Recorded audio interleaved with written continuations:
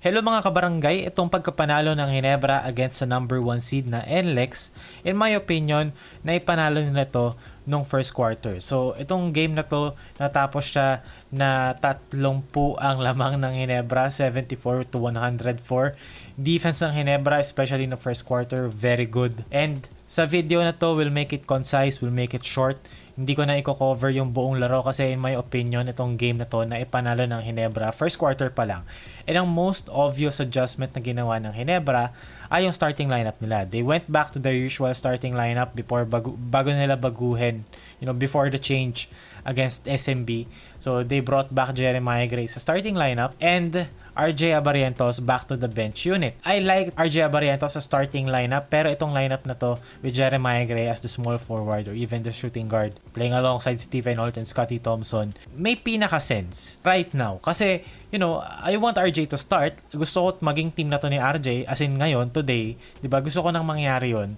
Pero, may learning curves pa rin naman si RJ. Pero, currently kasi, adding Jeremiah Gray to their, lineup, starting lineup, forces 𝗪𝗏 Thompson and Stephen Holt to create. Kasi si Jeremiah Gray is more of a spot-up shooter right now.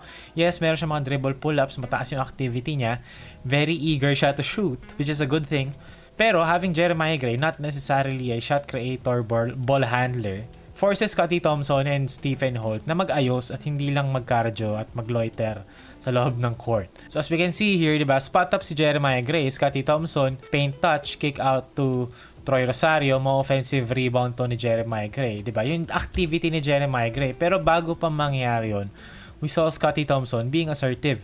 Diba, nag-playmake dito si 𝗪𝗏 2 on the ball, merong konting show si Brandon Ramirez, nag-roll si Japet, walang magandang angle.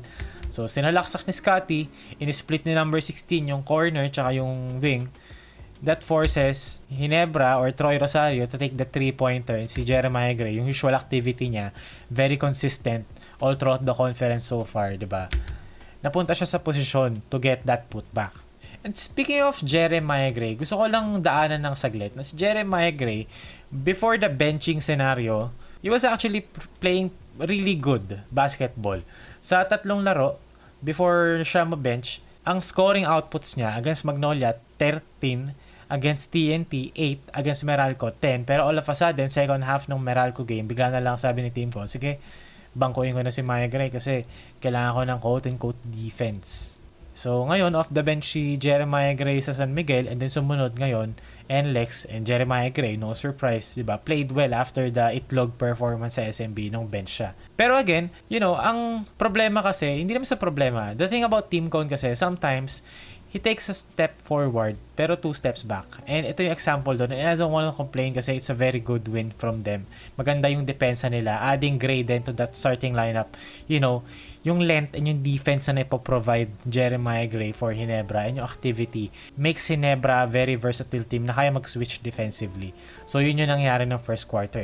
They actually limited NLEX to only 11 points nung first quarter. And yun na nga, diba, with Jeremiah Gray sa lineup, forces Stephen Holt to create, forces Stephen Holt to be aggressive dito, diba? Nag-switch, Bahillo, late clock, Stephen Holt, nag-shot create, step back, 2-pointer. And yung jumper na yan was the start of an uprising from Ginebra and Stephen Holt. Uminat si Stephen Holt ng sobra after nun. Dito again, 𝗪𝗏 Thompson, diba? Pick and roll, nag-create si 𝗪𝗏. So si 𝗪𝗏, napapwersa siya maging point guard, maging shot creator, which is good for the team. Dito, diba? Pick and roll, hard show, from Bahillo. Is this Bahillo?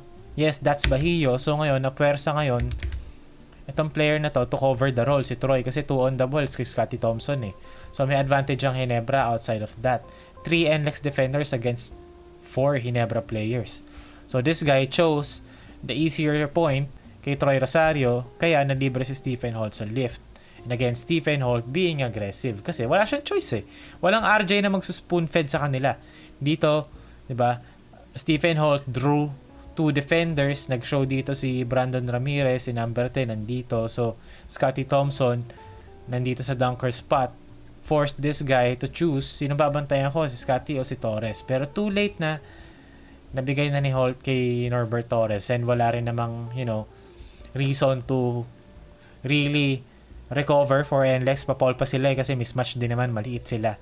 Kasi yung big man nila na si Ramirez nasa taas nag-show. With 𝗪𝗏 Thompson creating again.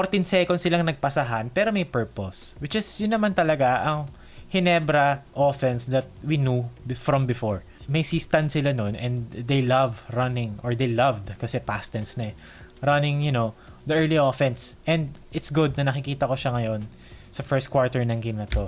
Kasi early offense results into early opportunities, early shifting of the defense ng kalaban, and better, looks na ma-generate. And dito naman, to close the first quarter, merong kalokohan na ginawa si 𝗟cie𝗶𝗵𝗵𝗵𝗁, which is, part of the growing pains naman. And ayun, 11-26 ang score ng first quarter. So, doon na nagsimulang lumobo lamang. Natapos ang game sa score na 74-104. 𝗵𝗵𝗵𝗵𝗵 finished 25. Holt with 20. 𝗪𝗏𝒀 with 12, 6 and 11. So yun, very nice. First quarter, eventually, very nice showing from Barangay Ginebra. I noticed wala sa rotation si Sonny Estil. Pero it was nice seeing 𝗪𝗀𝒄 get a chance and more Jason David as well. So ayun, ganun lang talaga. Minsan one step forward, two steps backward. Pero, a win is a win. And first seed din naman tong NLEX. So, not bad.